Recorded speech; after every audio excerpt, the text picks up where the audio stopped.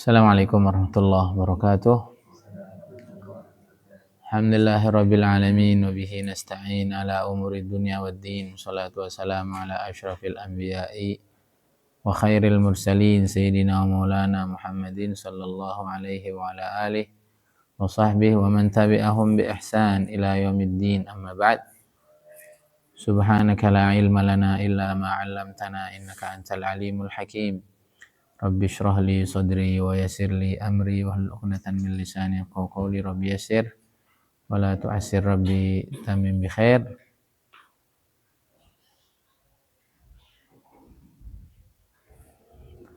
Al-Fatihah. A'udzu billahi minasyaitonir rajim. Bismillahirrahmanirrahim. Maliki yaumiddin. Iyyaka na'budu wa iyyaka nasta'in.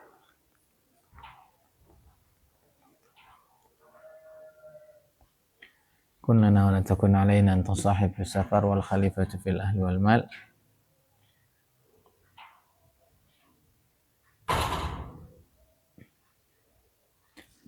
Yaqulu al-Imam Muhammad bin Hasan Asy-Syaibani fi Kitabil Kasbi ila an qala naw'al kasbi wa hukmuhuma.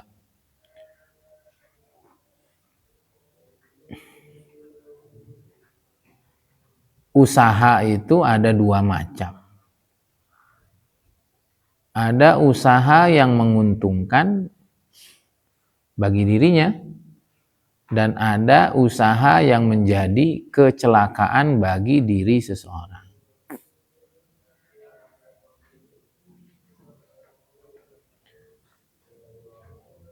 Yang pertama, usaha yang menguntungkan baginya adalah usaha mendatangkan sesuatu yang mubah di dalam kehidupan. Nyari uang, nyari relasi, nyari pengalaman.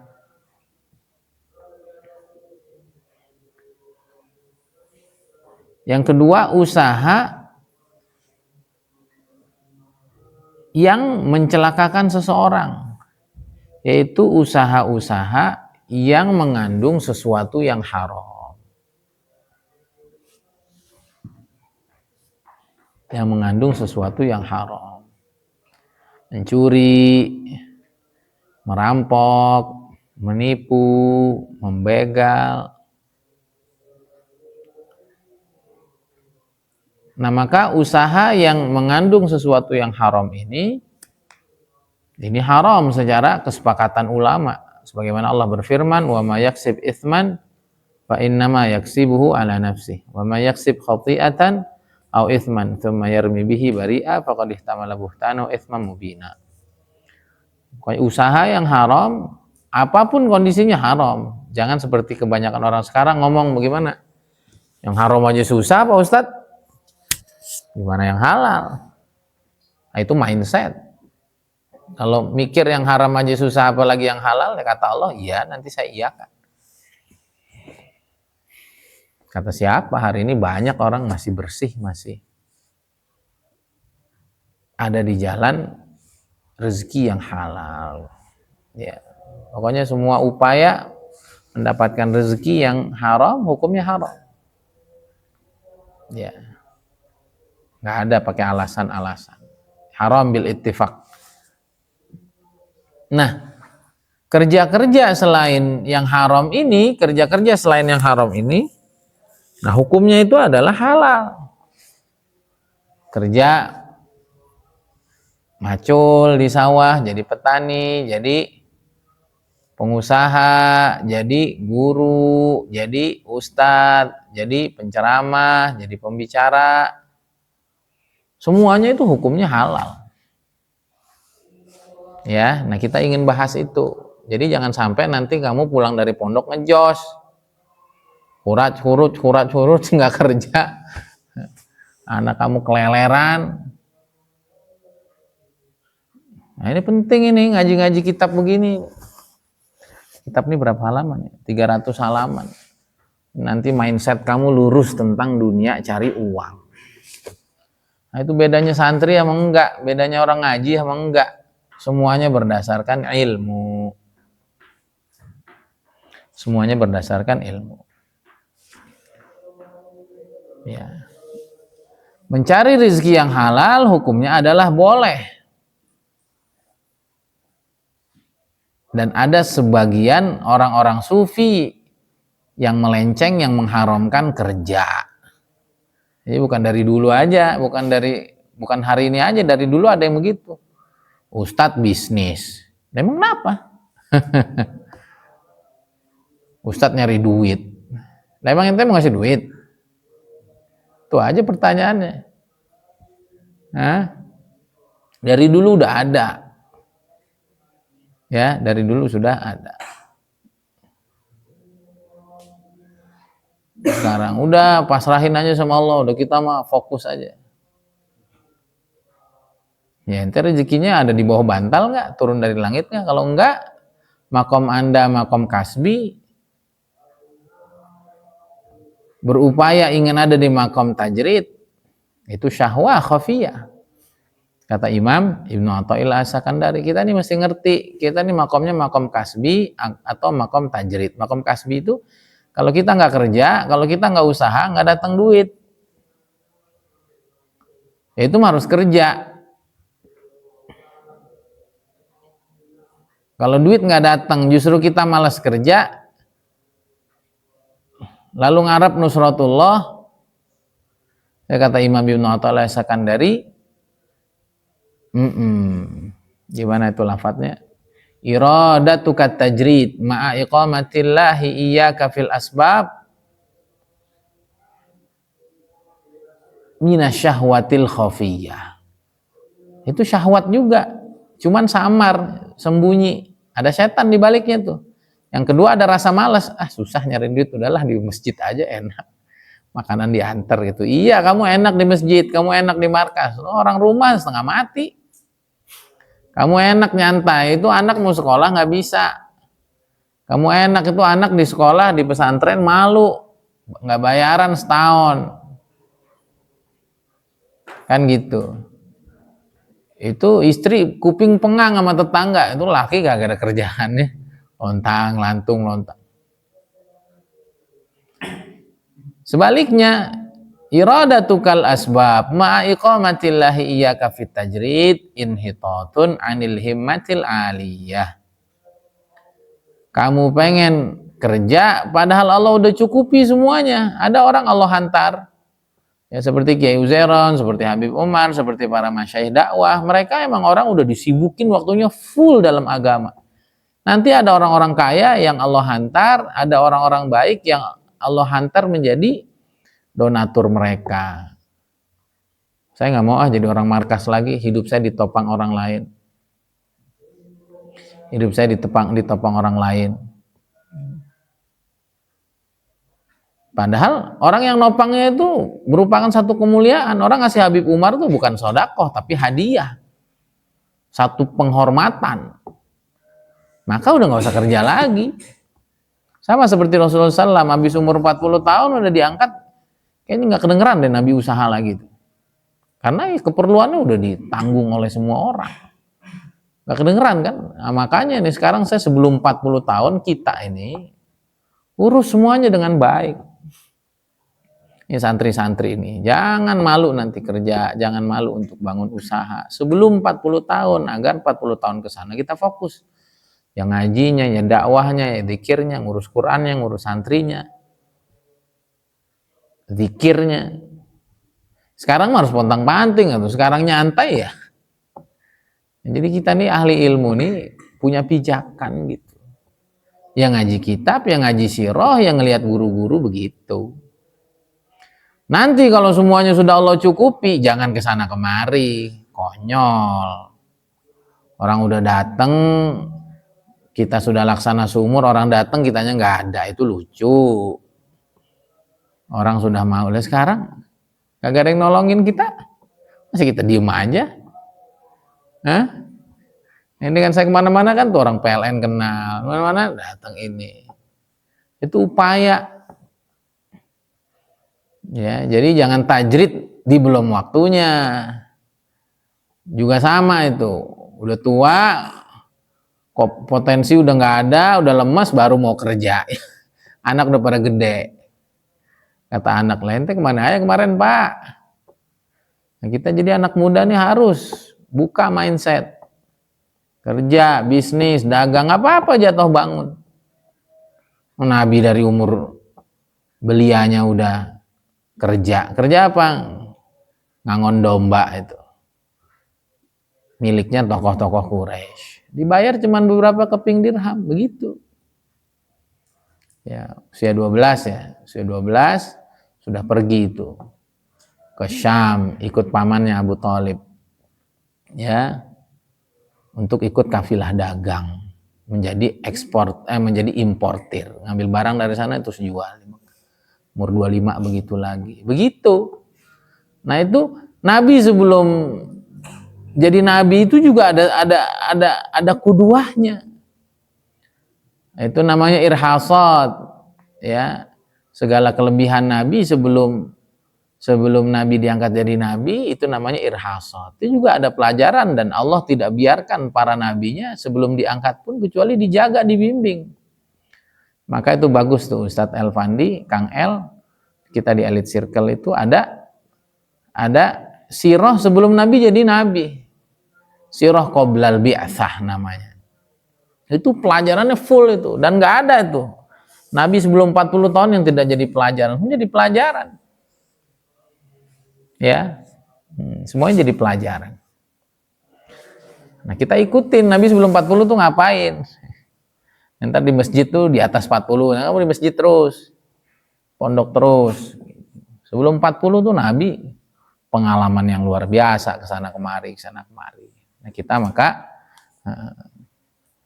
saya kaji ini agar kalian tuh jadi anak muda tuh loh. Jadi anak muda tuh jangan rasa orang tua, ntar ada waktunya. Nanti udah tua jangan rasa anak muda. Udah tua baru kesana kemari, gimana sih? Entum.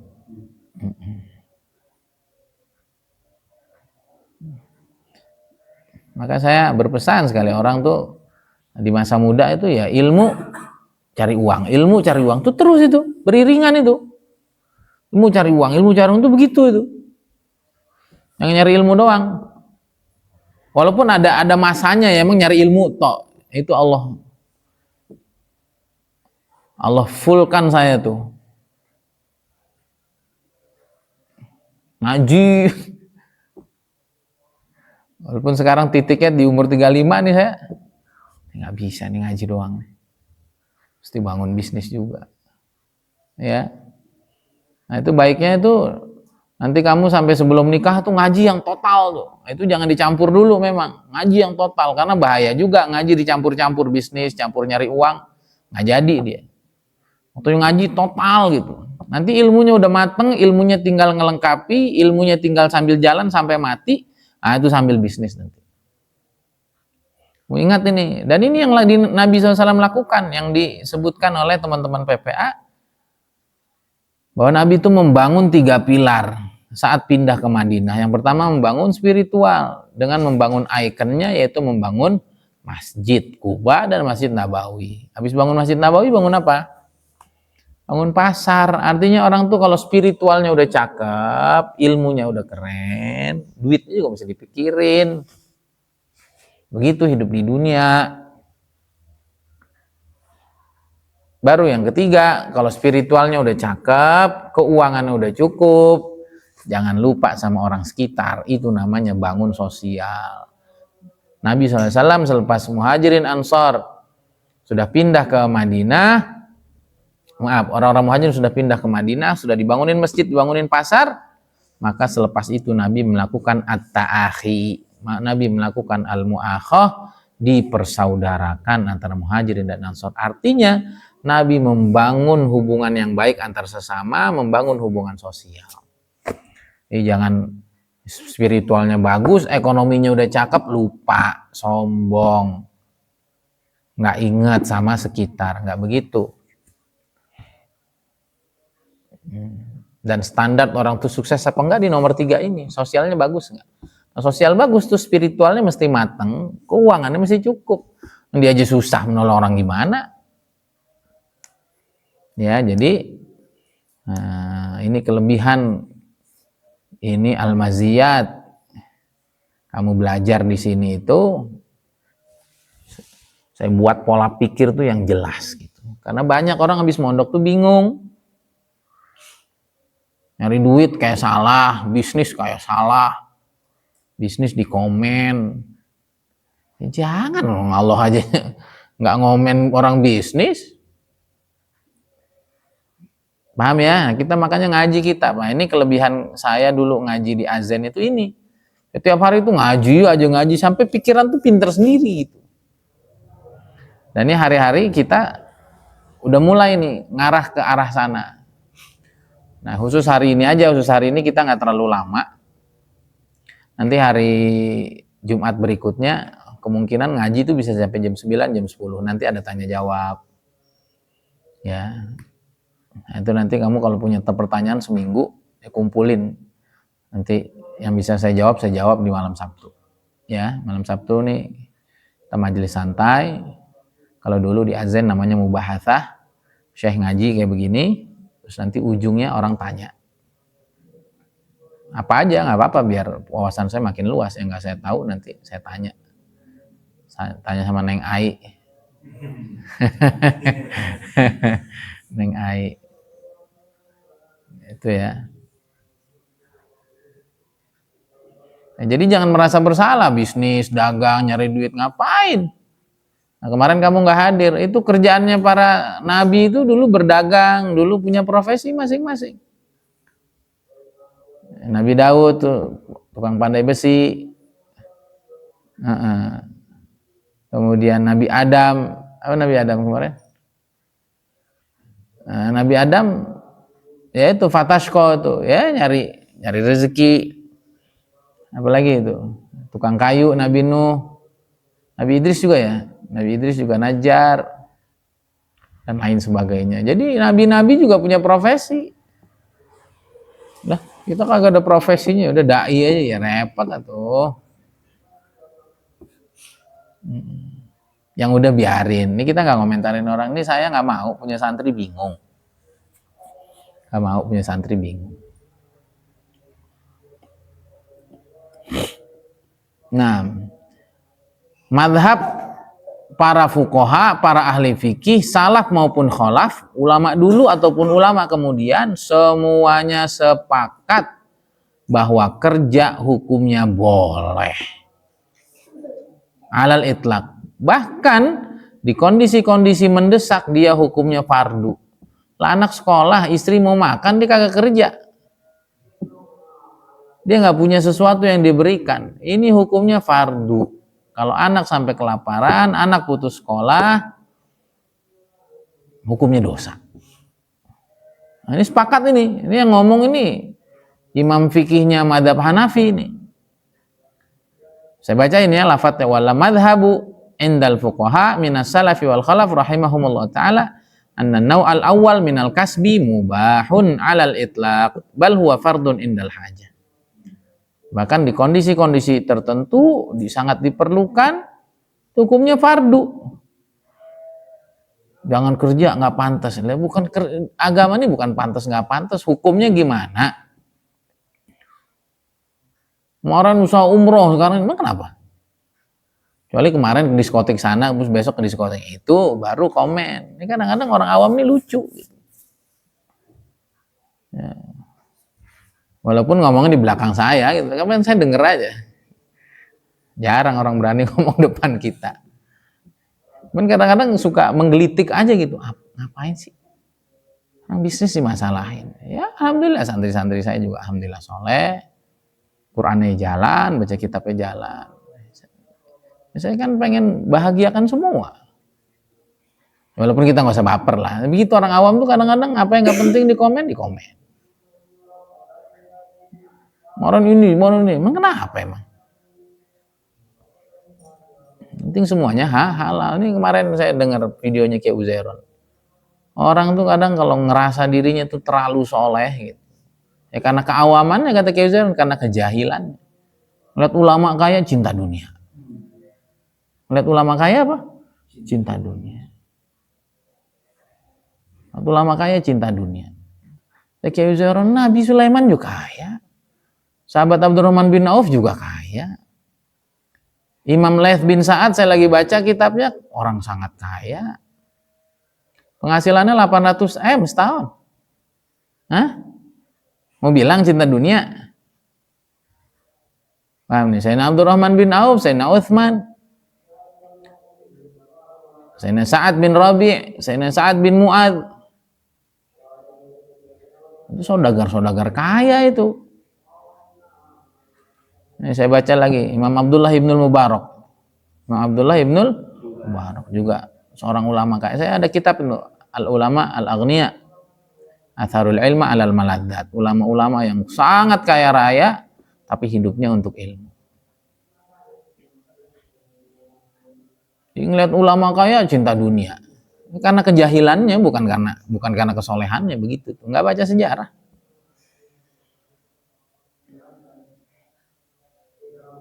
Wah, cinta dunia itu. Giliran lihat ulama miskin, ulama makomnya belum tinggi. Terus gimana tuh? Hah? Para sahabat ada nggak yang miskin? Ada. Ulama-ulama tabiin banyak yang miskin? Banyak. Karena memilih miskin. Orang tuh kalau sok pintar, sok bersih, sok soleh gitu. Jadi ngeliat ulama miskin, makomnya belum tinggi, doanya belum makmul. Padahal banyak banget ulama emang nggak mau kaya. Kata Kiai Ujaran, wes Kang, sombongmu ngalah-ngalahin pangeran, kata Kiai Ujaran. Sombongmu tuh lo ngalah-ngalahin Tuhan. Yang mau orang tuh kaya siapa? Allah. Yang mau orang tuh miskin siapa? Allah aja ridho gitu. Kenapa kamu nggak ridho sendiri? Loh, sombongmu ngalah-ngalahin Tuhan, kata Kiai Ujaran. Kita ini perlu buka wawasan. Jadi ngeliat orang kaya ya biasa aja. Husnuzon, kayaknya untuk Allah, pengen lebih dekat sama Allah, pengen lebih manfaat, diambilnya, cara dapat duitnya yang halal, kesananya untuk manfaat.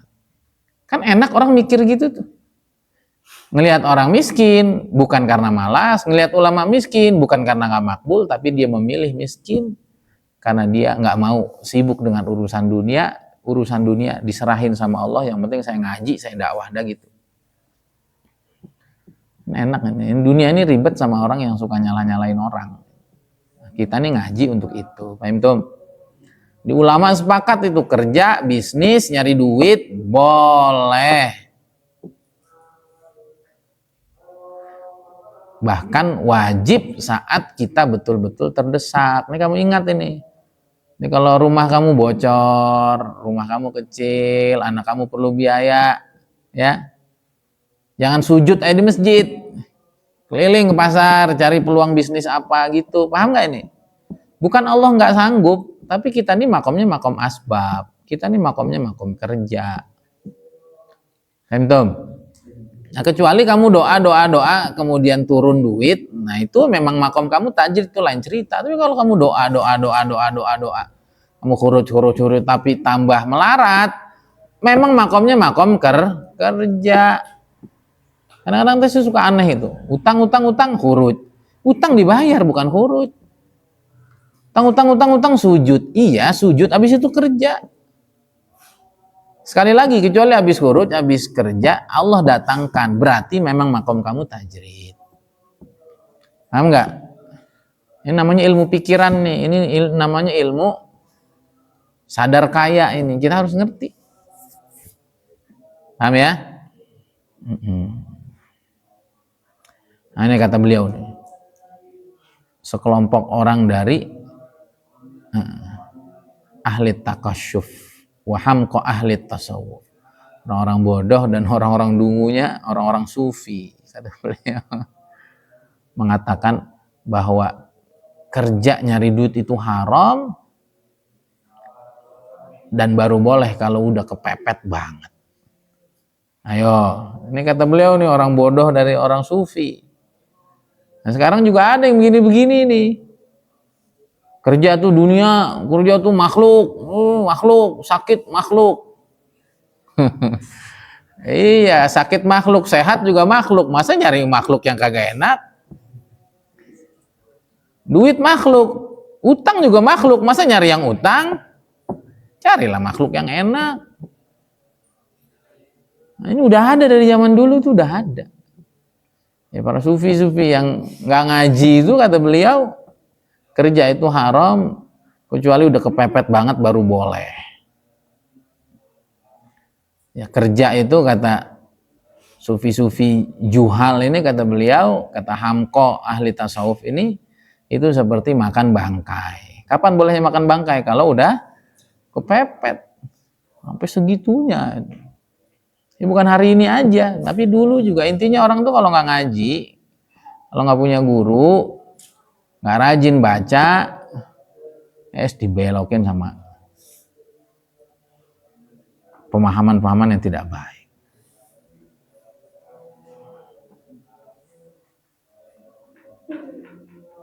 Dan mereka mengatakan kerja itu tandanya nggak yakin sama Allah atau kurang iman.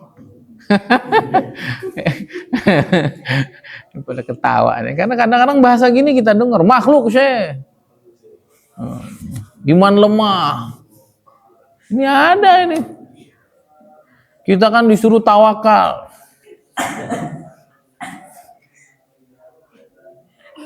Maka kerja itu menafikan tawakal. Apa aja yang menafikan perintah Allah haram. Ya taunya itu doang. Gimana coba?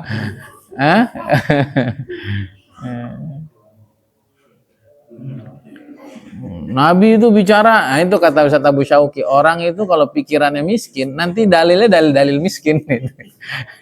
Temennya orang miskin, bacaannya bacaan orang miskin. Beneran, dan itu kita rasain sekarang.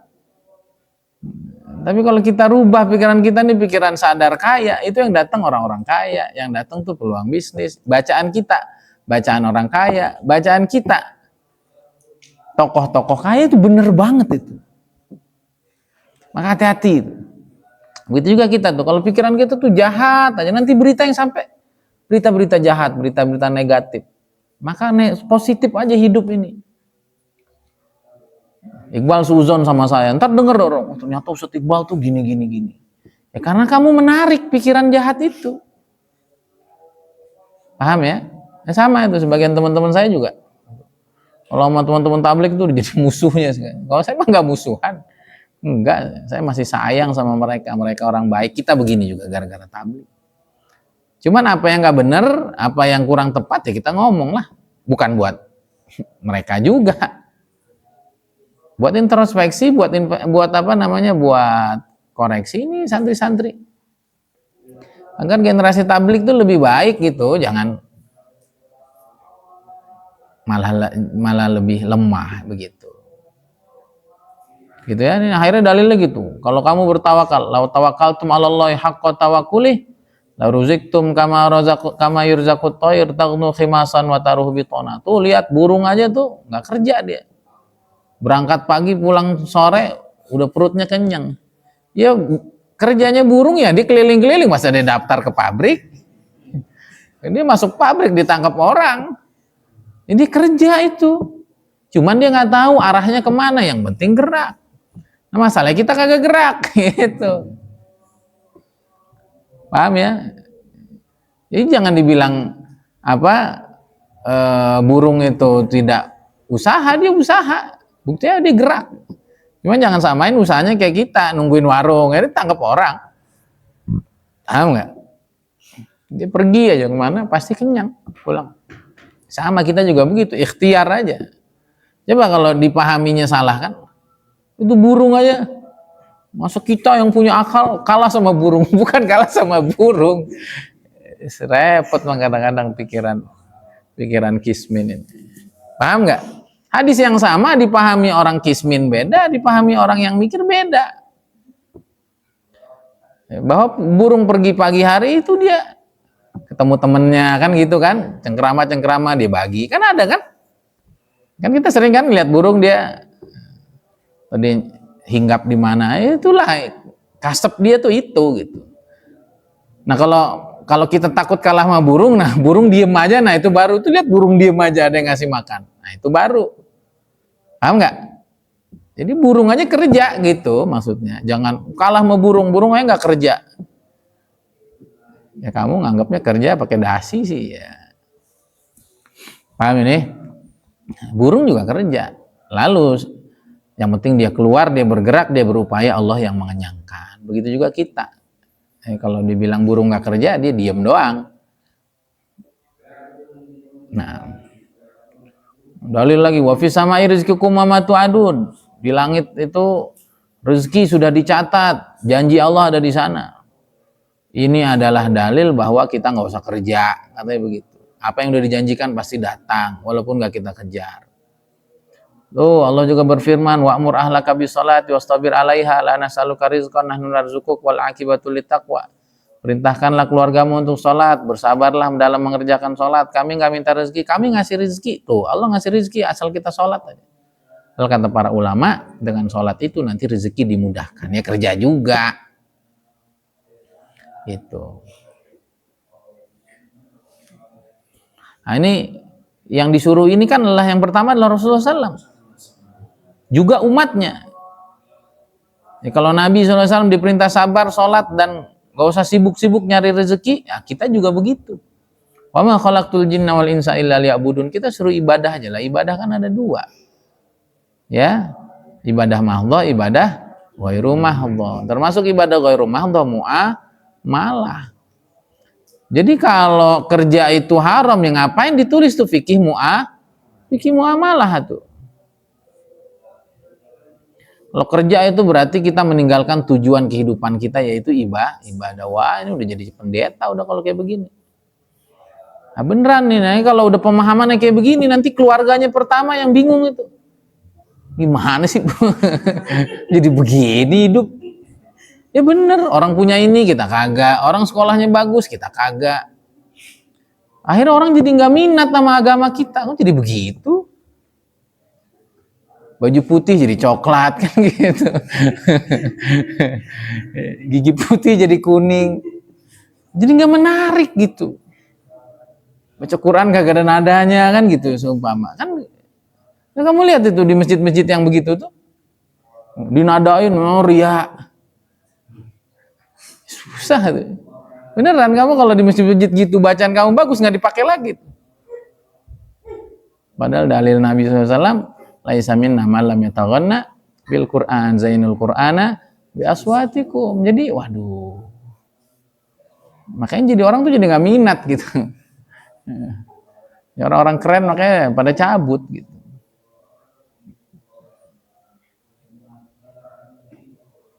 Nah, maka kita ya dakwah, ya ngaji, ya bisnis, ya kerja, ya jadi orang normal. Biar semangat nanti kamu kalau punya istri itu, suami saya gagah, badannya six pack, sehat, emasnya banyak, tahajudnya rajin, gitu. Oh ya enggak? Muka berminyak, badan bau, gimana? Sekolah nggak selesai kan kagak enak, didengar aja nggak enak. Beneran ini, nah ini dari dulu saya risau itu. Akhirnya Allah pilih saya mondok di Azan, akhirnya kebuka deh semua kepahaman saya. Kalau enggak saya nggak bisa ngomong begini. Saya kalau jadi ustadz gagal gitu ya, nggak buka pondok saya. Contohnya aja kagak bener. Contohnya aja masa depannya suram.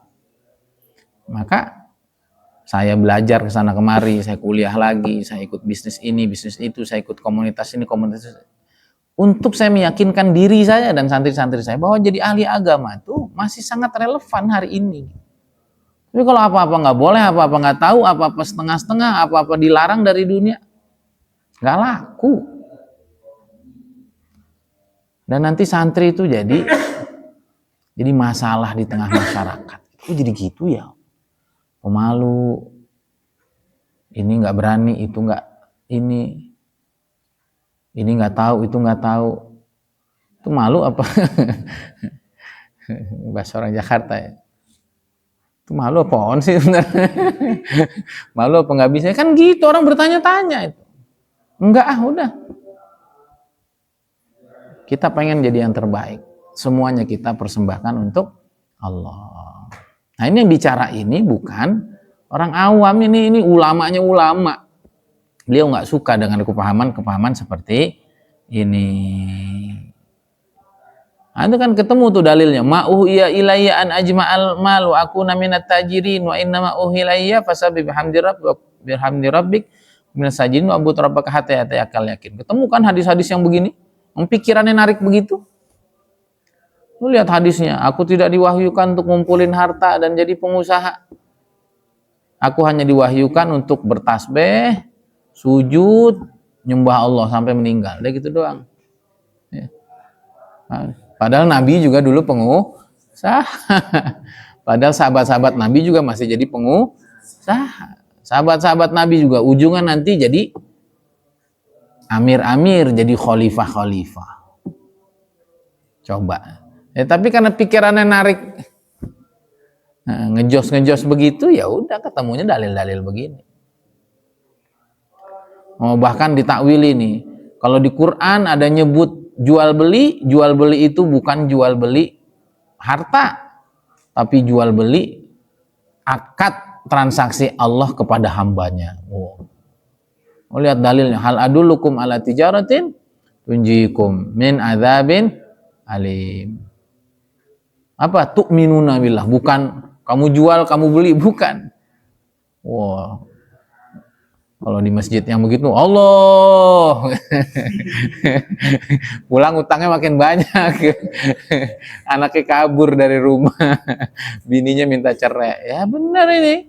Ya boleh lah kalau hakikat boleh.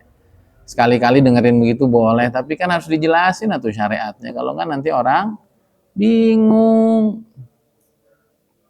Orang bingung nanti, orang antipati kok jadi begitu agama. Paham ya? Jadi dulu sama sekarang sama, kita tinggal ikut yang mana gitu aja. Coba lihat lagi tuh ayatnya, innallaha ishtara minal mu'minina anfusahum wa amwalahum bi anna lahumul jannah yuqatiluna fi sabilillah. Coba apa tuh? Allah telah membeli dari orang beriman harta dan dirinya. Balasannya adalah surga. Apa yang di Allah beli? Bagaimana transaksinya? Yuqatiluna fisabilillah. Dakwah fisabilillah Allah. Jadi ada emang dalil-dalil begitu itu. Nah, habis itu bangkrut baru ini gara-gara dakwah nih. Nah, dulu ya semangat ente.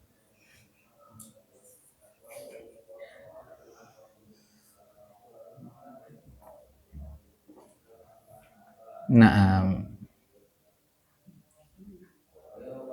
begitu juga tuh orang yang dalam agama mengambil keuntungan, Allah sebut sebagai ishtarau bi ayatillahi tamanan qalila. Padahal yang dimaksud ayat ini adalah Yahudi Nasrani yang rubah-rubah kitab, dia dapat duit gara-gara itu. Dia nipu dengan ayat-ayat Allah. Bahaya, pemikiran ini bahaya. Pentingnya kita ngaji, maka mesti bersyukur. Itu pentingnya kita punya guru. Pentingnya kita baca tafsirnya para ulama. Ini yang mereka jual ini adalah mereka rubah-rubah ayat itu. Halal dibilang haram, haram dibilang halal, yang penting duit masuk. Ya, apa kita begitu kan? Enggak. Apakah ulama-ulama itu? Enggak. Adapun orang ngasih duit, ngasih itu hadiah. Adapun orang ngasih ini itu sebagai bentuk rasa syukur. Orang nyanyi joget di atas panggung kasih duit. Masa orang ngajarin halal haram enggak boleh? Dan itu ada hukum fikihnya gitu.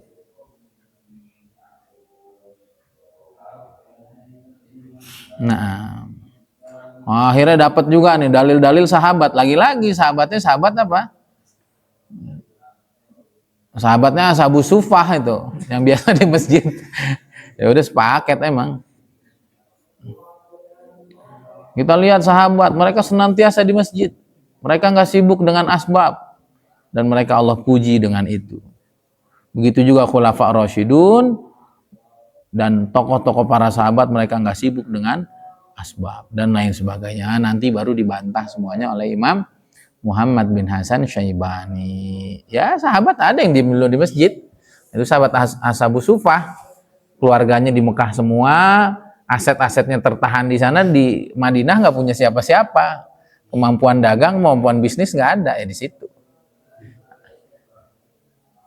Tapi Sayyidina Abdurrahman bin Auf nyari masjid, nyari pasar. Nyari pasar. Dullani ala suq, pasar di mana pasar? Nggak usah ngasih saya harta, nggak usah ngasih saya istri, pasar di mana? Karena otaknya otak pasar, dapat dalilnya dalil pasar, dalil kekayaan. Tapi kalau kita milih yang begitu, nanti dalil yang datang begitu. Paham ya? Ya tinggal milih, hidup mah tinggal milih. Jadi pembahasan kita sampai situ aja, nanti kita tunggu episode bantahannya gitu. Ini bisa kamu pakai ini. Jadi ntar kamu kalau ada orang ngomong begitu gitu apa? Ini lagu lama Pak. Bapak gitu aja, saya begini. Begitu ada contohnya, saya juga ada contohnya yang lain. Cuman kata Imam Hasan bin Muhammad bin Hasan Syaibani, hum juhal wa hamqa wa nahnu dzakka wa rasyidun yani. Wal hadhiqun. Tinggal pilih gitu. Ya, kapan-kapan kita baca cuplikan-cuplikan ulama yang kaya ya, yang saya baca itu sama Ummah tiap hari. Ajib. Dan tadi rumusnya itu tadi, mereka ulama-ulama yang kaya itu spiritualnya cakep, cara nyari duitnya cakep. Yang ketiga yang kita susah banget niru, tapi kita niat untuk kita ikuti. Begininya tuh bener-bener. Jadi Imam Ibnul Mubarak itu beliau tempatnya di Marwa, sekarang tuh Turkmenistan. Itu perjalanan haji dari Turkmenistan ke Mekah itu 6 bulan. Itu 6 bulan. Itu orang-orang yang murid-murid beliau, orang-orang dekat beliau yang mau haji, ayo haji.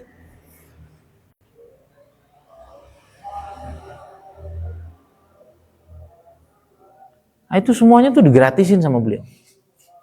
Di Mekah mau ambil hadiah apa, ada pesan apa, suruh beli apa, beli. Di Madinah, beli. Nah, itu luar biasa. Ya, bahkan ada yang naruh duit, itu kalau ini yang jihad ya. Jihad, sini kita patungan mau jihad, dan cuma naruh 10 dirham, 20 dirham. Pulang itu 10 dirhamnya diganti dengan 10 dinar, 20 dinar. Nah, kan kemarin ngasih. Nah, inilah berkahnya orang jihad fisabilillah. Nah, itu yang harus kita tiru juga. Jangan nanti kita udah kaya tapi nggak begitu. Nah, salaf itu spiritualnya kuat, kayanya kuat, dan sosialnya habis-habisan. Itu Imam Laits bin Sa'ad itu penghasilan 800 M setahun. 80 ribu dinar ya. Kemarin saya hitung tuh 800 M. 80 ribu dinar atau 800 ribu ya? 80 ribu, kalau saya nggak salah. Pokoknya saya hitung kemarin 800 M dengan harga dinar hari ini. Itu tiap tahun nggak pernah bayar zakat. Kenapa? Karena nggak pernah cukup nisab. Karena nggak pernah cukup nisabnya. Bahkan di beberapa tahun sampai ngutang. Nah, ini bedanya orang kaya hari ini dengan dulu. Tapi ala kulli hal orang kaya hari ini pun ya itu mereka mengambil sesuatu yang halal. Nah, kata Habib Amri itu kaya itu ya sama seperti umur. Kaya itu sama seperti umur. Kita punya umur 60 tahun, kira-kira pertanyaan umur 60 tahun atau 30 tahun? Ya 60 tahun lah. Masa hidup 60 tahun ini tanya 30 tahun doang?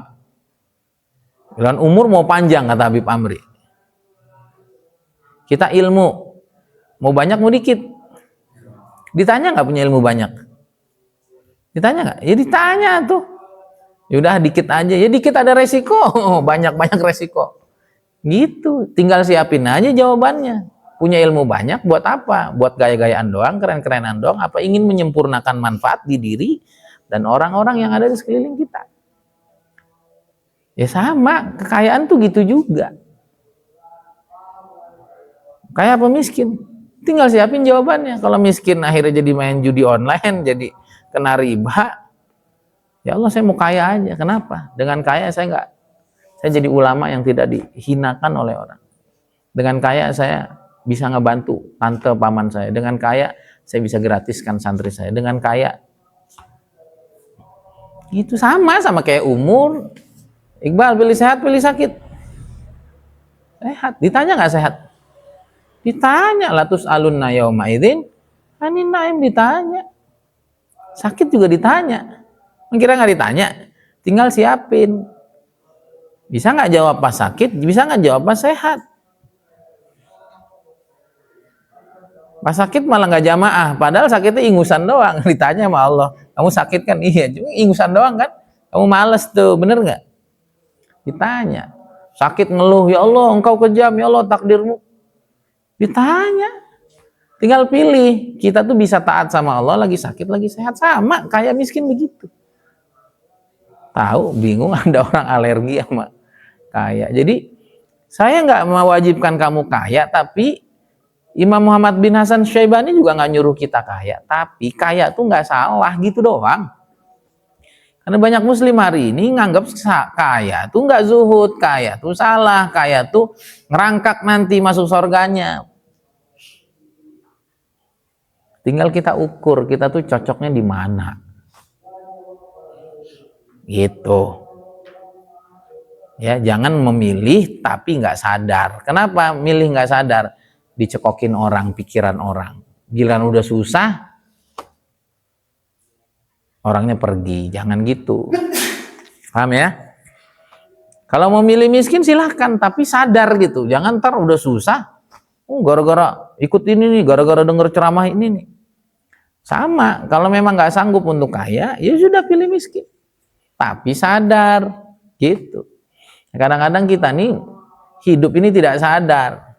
Dengerin ucapan orang yang berujung kepada kemiskinan, ternyata jadi miskin saya. Nyalah-nyalahin, ya kamu sendiri dengerin. Sama, udah tahu kalau punya duit dikit jadi sombong, punya duit banyakan jadi maksiat, jadi kenal ini kenal itu. Dengerin motivasi untuk kaya, ujungnya kejeblos. Ya enggak? Ya semoga wakil wali kota kita nggak kenapa-napa nih. Ini ada. Kan ada tuh orang-orang yang kaya malah akhirnya korupsi, akhirnya main perempuan segala macam. Akhirnya dengerin motivasi kaya, padahal dia nggak sanggup kaya. Jangan milih kaya. Paham nggak? Dengan sadar. Nah, ini sama Imam Muhammad bin Hasan Syaibani bukan lagi ngajak kita untuk kaya, enggak. Beliau sedang bicara netral. Ini nggak apa-apa, ini nggak apa-apa. Silakan pilih. Jangan ini dianggap negatif. Atau ini dianggap 100% positif. Enggak, itulah ahli ilmu. Dia hanya bercerita tentang sesuatu ala mahiyatih, ala hakikotih. Sebenarnya gimana sih ini dan itu? Gitu. Habis itu milih masing-masing, ngukur diri masing-masing, minta ke Allah yang terbaik. Hadza wabillahi taufik. Semoga bermanfaat. Subhanakallahumma hamdika asyhadu an la ilaha illa anta astaghfiruka wa atubu ilaik. Assalamualaikum warahmatullahi wabarakatuh.